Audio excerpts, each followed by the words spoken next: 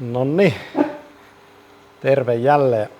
Johon sitä aikaa vierähti viime videosta. Taas kerran oli tarkoitus tehdä tässä jo aikaisemmin videoita, mutta elämä on niin kovin hektistä, niin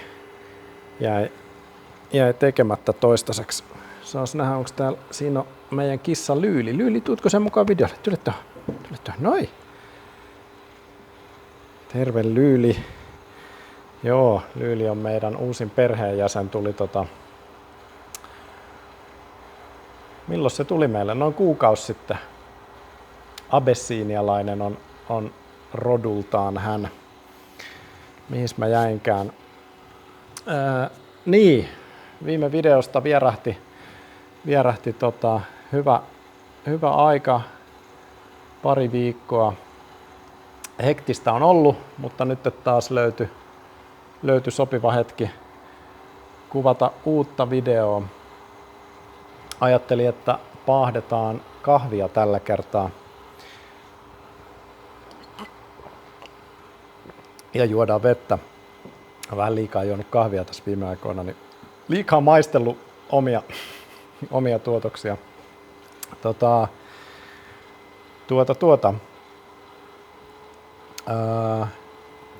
Viimeksi oltiin takapihalla. Tällä kertaa ollaan autotallissa. Tai tää on ehkä enemmänkin tämmönen verstaana. Mä tätä on pitänyt, vähemmän autoa täällä säilytellyt. Tuntuu soveltuvan tähän kahvin paahtamiseen toistaiseksi ihan ok, kun tuolla sisällä ei ole vielä hommat siinä kunnossa, että siellä voisi kahvia paahdella, niin tänne sitten sai nämä kilkkeet. Lapsilta tuli tulikiven katkuista palautetta viime videosta, että on muutama selkeä pointti. Ketään ei kiinnosta kahvin paahtaminen ja siihen liittyvät asiat. Se on ihan ok. Ja toinen oli se, että oli ei liikaa, vaan liian vähän leikkauksia ja kaikkea sellaista. Pitäisi olla enemmän leikkauksia, millä saisi mielenkiinnon pidettyä videossa, mutta katsotaan mitä tälle videolle saa. Saisinko mä jonkun leikkauksen tänne aikaiseksi, en tiedä. Kauhean vaiva semmosissa hommissa, mutta ehkä jossain kohti, jos jotain jaha, sä meit sinne kainaloon vai? Niin, tuutko sä olkapäälle? Ei. Mut joo, kahvinpaahtohommia tällä videolla.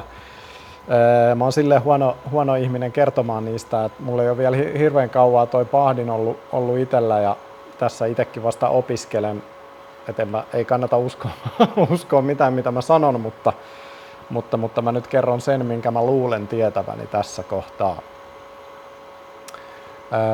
Tässä on kahvin paahdin Aillio Bullet, sillä saa kilon paahdettua kahvia kerralla, mutta mä paahdan nyt 800 gramman eriä, koska siinä on sitten säätövaraa, jos tuntuu tai täytyy säätää johonkin suuntaan, niin ei ole ihan se täys kilo.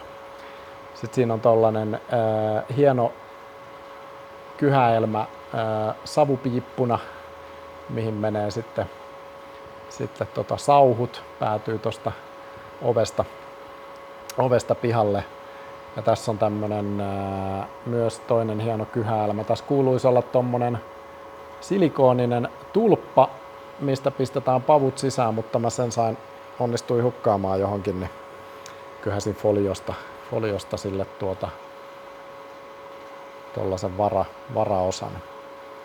Sitten paahdin on kytkettynä tietokoneeseen, jossa on tuo Aillion oma ohjelma, tollanen kuin ROAS Time. Pistetään siitä mikä toi on? Kirkkaus täysille. Tuossa näkyy käppyröitä erilaisia. Tällä hetkellä niillä käppyröillä ei ole hirveästi merkitystä, kun ei vielä paahdeta. Tässä kohtaa paahdin on esilämpenemistilassa. Se ei varmaan näy sinne videolle, kun on sellaisessa kulmassa toi paahdin, mutta tuossa näkyy tällä hetkellä, että 239 on lämpötila tällä hetkellä paahtimessa ja 280 kohti ollaan menemässä. Eli 280 astetta on se aloituslämpötila, mihin ton rummun pitäisi lämmetä ennen kuin sinne papuja pistetään. Tuossa on sellainen kiva systeemi tuossa. Noita on muitakin noita ohjelmia, millä voi tehdä samaa. Tämä on ton oma ohjelma, mutta ideana on se, että sinne saa tehtyä ja siellä on muidenkin tekemiä reseptejä löytyy, missä on säädetty.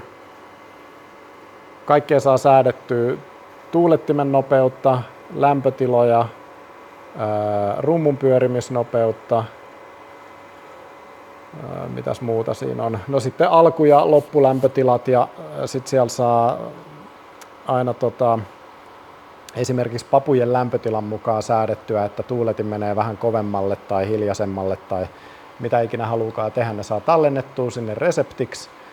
Ja sitten sun ei kahvin paahtamisvaiheessa enää tarvitse tehdä muuta kuin, että painat play ja resepti lähtee pyörimään ja se kertoo sulle siinä kohtaa, kun rumpu on riittävän lämmin ja kahvipavut pistetään sisään ja sitten se toimii hyvin automaattisesti. Siinä on se hyvä puoli, että jos haluaa tehdä täsmälleen samanlaisia paahtoja useamman kerran, niin se resepti on siellä valmiina ja kaikki hoituu sen jälkeen automaattisesti. Ei tarvitse itse olla säätämässä, katsoa aina jostain kellosta tai papujen lämpötilasta, että nyt täytyy säätää manuaalisesti jotain tuuletinta pienemmälle. Se hoitaa sen tosiaan automaattisesti. Täällä mulla on raakakahveja, mitä mulla on tällä hetkellä. Siellä on, mitäs siellä on? Siellä on robustaa, jota ystävä toi Vietnamista. Vietnamilaista robustaa, siis niistä mä en tiedä kauheasti enempää. Sitten on brasilialaista Yellow Catuai-lajiketta, se on ihan arabikaa. Sitä me varmaan tänään paahdetaan. Se olisi tossa. Ja sitten siellä on vielä perulaista kajamarkkaa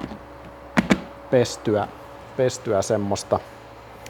Se on se prosessointimenetelmä. Mut joo, tässä on, mä tätä kertaalleen jo paahdoin aikaisemmin ja tonne jonkun reseptin sille tein ja se tuntui onnistuvan aika hyvin tollain keskipaahtoisena, niin tehdään tällä kertaa samanlainen, kun se on kertaalleen jo onnistunut, niin ei tarvi sitä jännittää, että onnistuuko vai ei. Se resepti on määritetty 800 grammalle kahvipapuja, joten tehdään nyt semmonen mitataan se sama 800 grammaa tosta sinne, niin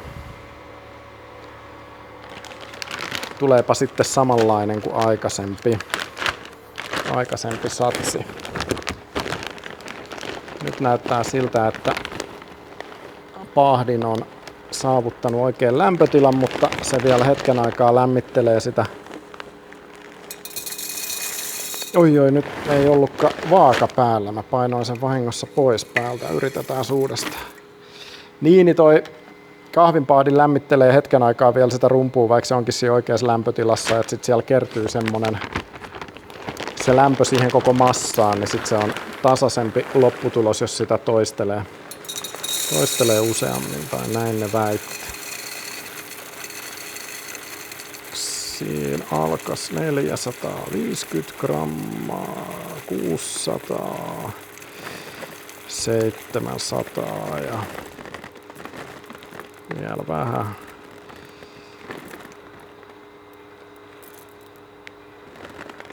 ...801. 802, no niin, täytyy ottaa sieltä pois pari papua. Aivan hyvä. Tehdäänpäs tälle tämmönen, että lähtee. Nää on hyvä pitää mahdollisimman ilmatiiviinä nämä pavut täällä. Vaikka vihreät pavut kyllä säilyy jonkun ainakin vuoden verran, kunhan ne on valolta ja kaikelta muilta harmeilta, kuten ilmalta suojattuna hyvin. Niin. Noin. Siellä olisi 800 grammaa papuja.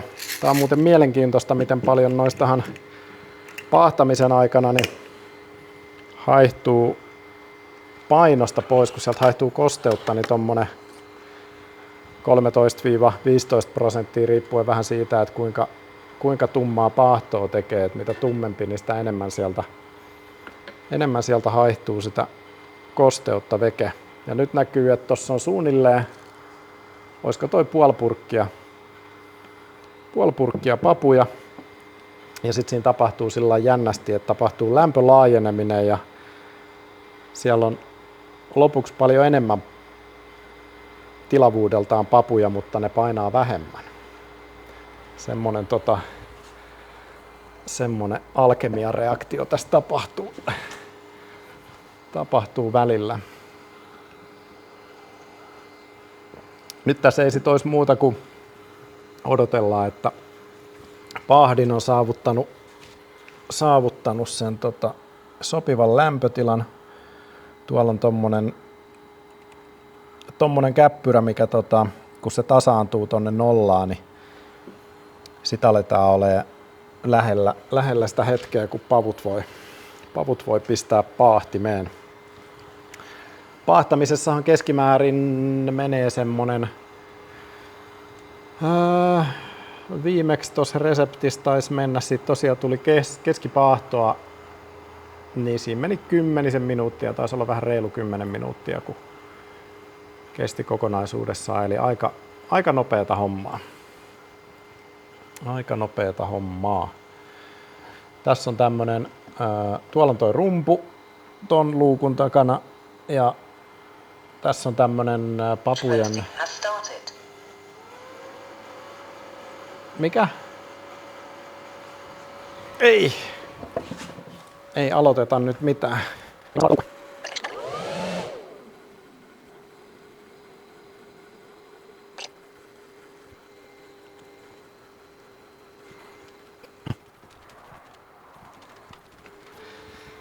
Jaahas, ei olisi pitänyt mennä availemaan tuota luukkua. Se näköjään aloitti sen paahtamisprosessin siitä ja piti vähän säätää, mutta ei se mitään. Pitää vielä hetki aikaa odotella, että se pääsee siihen tavoitelämpötilaan ja sitten ruvetaan paahtamaan. Varmaan leikkaan sit siihen kohtaan, kun päästään paahtelemaan. A few moments later. No niin, mä luulen, että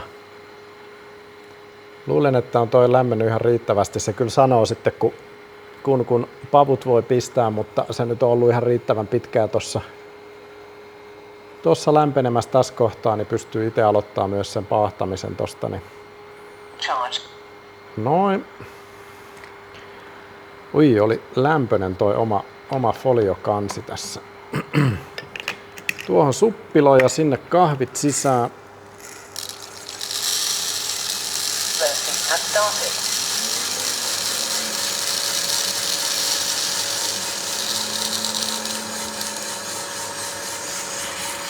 Noin. Tämä on se jännä vaihe. Hattu takaisin. Sinne meni pavut. Siellä ne nyt pyörii suunnilleen tosiaan sen 10 minuuttia. Tosta alkoi piirtämään siinä kohtaa, kun heitin noin pavut tonne sisään, niin tietokone käppyrää. Tää on edelleenkin kaikki enemmän tai vähemmän turhaa käppyrää. Sitten kun se rupeaa piirtämään suunnilleen tuossa minuutin kohdalla tuollaista ROR-käppyrää sinne, niin se on se kaikista olennaisin käppyrä. Se on muistaakseni, olikohan se, en tiedä miten hyvin noin nyt siinä videolla näkyy, mutta semmonen keltainen käppyrä, no sieltä se lähtikin. Se olisi olennaista mun tietojen mukaan, mitä mä tähän mennessä on näitä hommia opiskellut, niin siitä olisi tarkoitus saada alkuun sellainen selkeä nousu, ja sen jälkeen mahdollisimman tasainen lasku. Mitä tasaisempi se käyrä on, niin sitä onnistuneempi paahto. Et siinä ei saisi hirveästi olla sellaista suurta vaihtelua, varsinkin sitten enää tietyn ajan jälkeen. Täällä on tämmönen sympaattinen pieni otin, jolla saa otettuja tuolta paahdon aikana papuja ja katseltua niitä. Tässä on myös tämmönen pieni ledivalo, jolla näkee vähän paremmin mitä siellä tapahtuu. Tässä on tosiaan alkuun muutamat ensimmäiset minuutit, niin on tuommoista kuivamisvaihetta. Siitä lähinnä pavuista haihtuu nesteet pois ennen kuin niille mitään tapahtuu, että niiden väri pysyy tällaisena vihreänä jonkun aikaa.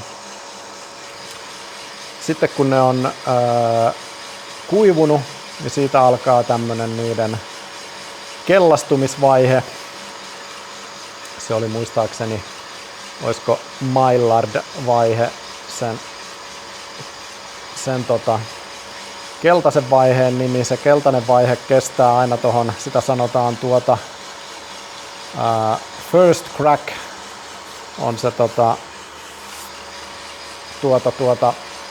mikä on tällainen tärkeä kohta paahtamisessa, eli tollanen noi rupee vähän niin kuin popcornin tavoin noi pavut poksumaan tuolla jossain vaiheessa, ja silloin kun se kuuluu ensimmäisen kerran, niin siihen loppuu se Maillard-vaihe ja alkaa tommonen niin kuin kehittymisvaihe, development on se englanniksi se vaiheen nimi. Näköjään ihan kaikki savut ei jaksa mennä tuolta piipusta ulos, mutta kyllä sinne suurin osa menee. Eikä se nyt muutenkaan, tossa on tommonen 3 metriä leveä liukuovi vieressä, niin sinne ne ulos päätyy muutenkin, mutta on kyllä hyvä toi tuuletustilassa tai savupiippusysteemi tai hormisysteemi. Nyt näyttää siltä, että ne rupeaa kellertymään siellä, koska riittävän paljon kun hengittelee savua tosta, niin voi tulla semmonen kuin popcornikeuhko, ja se ei ole hirveän hyvä asia. Nyt mä merkkasin tonne ohjelmaa, tuolla on tällaisia täppiä, mitä voi merkata, niin, että toi kellastumisvaihe alkoi. Tässä on tää meidän tärkeä käppyrä Rate of Rise. Se on noussut tonne alkuun ja sitten se siitä lähtee pikkuhiljaa laskemaan. Se. Sitten tätä voi seurailla tätä papujen värin muutosta. Nyt se on jo selkeästi tommonen selkeästi keltaisempi, rupeaa oranssia taittumaan. Ja se on tossa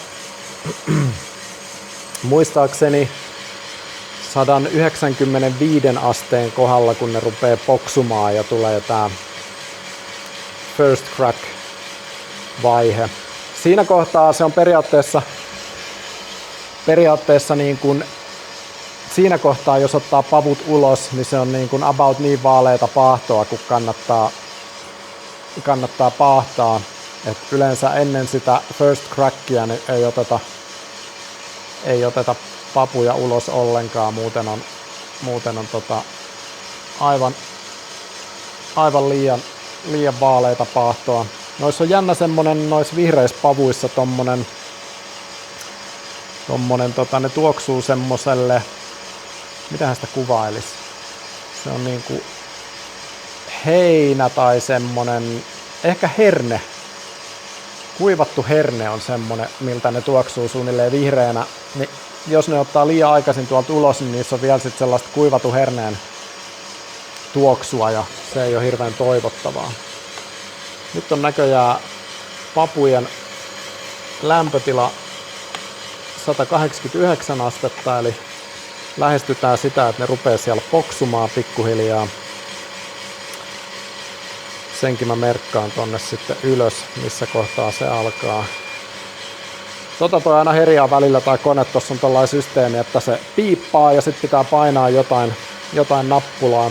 Se on siis tällainen varotoimenpide, että jos tässä nyt tapahtuisi jotain, että mä saan jonkun kohtauksen ja on tajuttomana tuolla lattialla ja jos mä en ole painamassa mitään nappulaa, niin se sammuttaa itsensä ja ei käy sitten niin, että jos kukaan ei painelisi nappuloita ja toi vaan pavut paahtuisi siellä, niin jossain kohti se väistämättä syttyisi tulee ja se ei olisi kauhean hyvä asia. Tai en tiedä syttyisikö väistämättä, toi kuitenkin tuulettimet ja muut menee päälle, mutta kyllä mä luulen, että se lämpötila vähän turhan suureksi kohoaisi. Nyt papujen lämpötila on 196 astetta. Noniin, nyt kuuluu poksahdus. Merkataan sinne. Noin. Siitä alkoi tuo poksumisvaihe. Sitten mä en muista enää, onkohan se merkattu tänne. Tässä reseptissä taisi tuo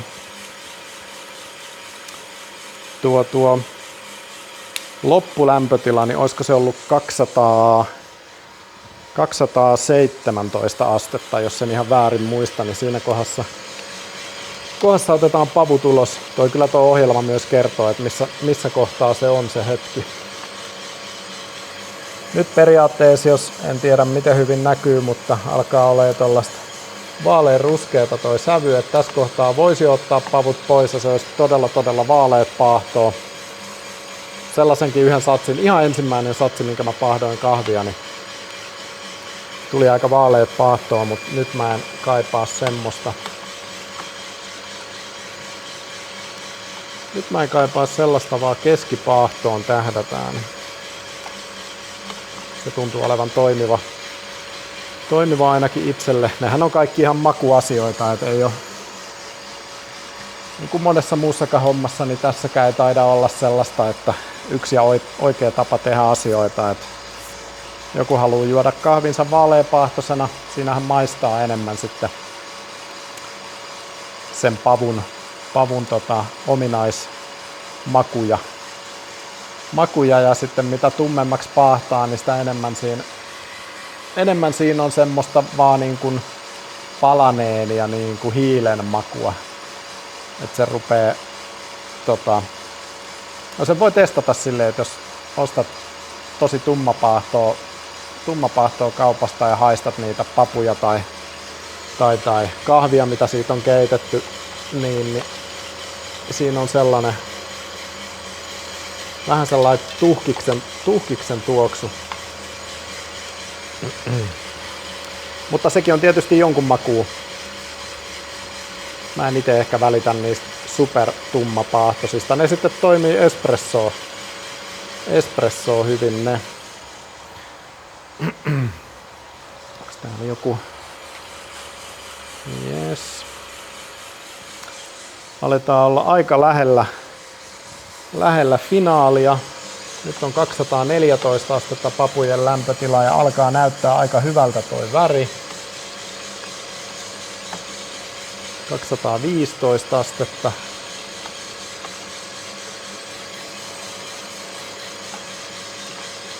216. –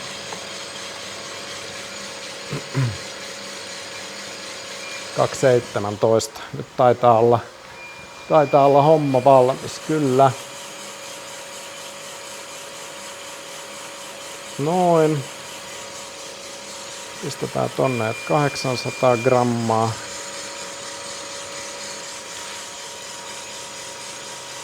Ja sitten pavut ulos. No, tää olikin kuuma.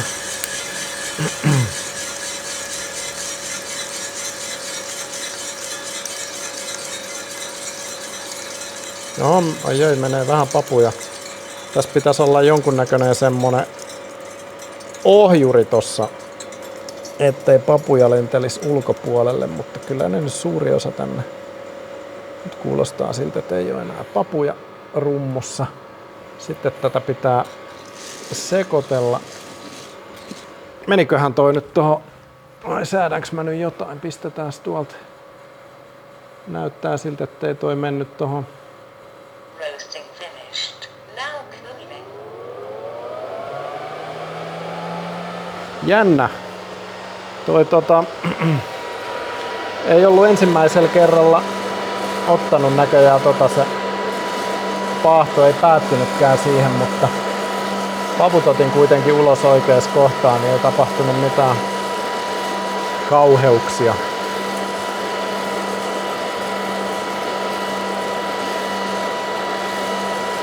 Nyt tässä tosiaan lähti tässä laitteessa itsessään on tommonen tuuletin tuolla takana ja reikiä pohjassa, mihin noi pavut menee, niin tuuletin lähti tuulettamaan ja tässä kun näitä sekoittelee, niin ne kuivuu, ei kuivu, vaan viilentyy nopeasti tollaiseksi viileiksi, ettei se paahtuminen jatku enää tässä kohtaa. Niin sellainen fiilis, että saattoi tulla vähän tummempaa paahtoa kuin viimeksi. Kaikki tosiaan vallitsevat olosuhteet ja muut vaikuttaa myös siihen paahtoon, että esimerkiksi viimeksi kun mä paahdoin, niin vallitseva lämpötila, eli siis ulkolämpötila, niin oli paljon viileämpi kuin nyt. Ja ilman kosteus ja muu vaikuttaa, että paljon muuttuja, että siinä mielessä on hyvä paahtaa sisällä, missä ei ole ihan niin paljon muuttujia, niin olosuhteet pysyy mahdollisimman samana aina. Nyt on pavut jo aika hyvin viilentynyt. Painetaan tuolta seuraava vaihe, että se rupeaa viilentämään paahdinta eikä papuja. Noin. Ei myöskään huuda ihan yhtä kovaa toi masiina. Sitten nämä pitäisi saada purkitettua.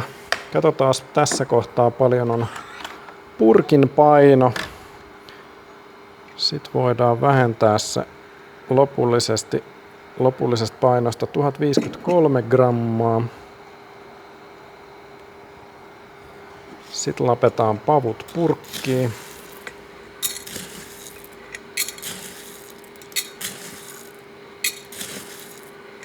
Two 2,000 years later. No niin, olihan lapioiminen. Oho, sinne vielä muutamat ylimääräiset. Elikkä 800 grammaa oli alkupaino. Katsotaan nytten paino. Näyttäisi olevan 1738 grammaa. Ja siitä 1738 vähennetään 1053, mikä oli lasipurkin paino, niin loppupainoksi saadaan 685 grammaa. Ja kuten huomaatte, purkki on melkein täys, vaikka aluksi se oli about puolillaan ja paino väheni, niin siinä käy siinä paahtamisen aikana, se on mielenkiintoista. Mutta kiitos kun katsoit tämän videon, jos katsoit tänne asti ja eipä siinä. Katsotaan mitä keksitään seuraavalla kerralla. Tää oli tämmönen. Kiitos.